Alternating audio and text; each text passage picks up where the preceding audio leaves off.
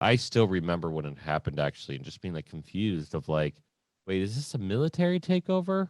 Because I still remember the images of the Taj Mahal, and I'm like, wait, how is this working? And at the time, as a younger guy, I was like, wait, is that a mall? I actually thought it was a mall, not the Taj Mahal, which was one of the stupidest things in the world. But I'm now looking at it from a planning, prevention, and response perspectives.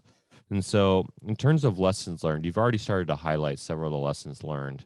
Can you go through and say, okay, if I'm talking to an individual who's on this podcast, listening to this podcast, and it's their job to do preventative of terrorist attacks, what can we do to limit the loss of life, and how do we protect our systems essentially? Oh, that's not a hard question at all, John. It was a long-winded one too, so that's good. No, but it's like, Yeah. look, I'm not an expert in securing megacities, but I've studied this attack in detail.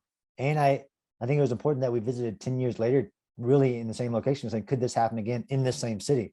Mm. Unfortunately, based on what we saw, it could.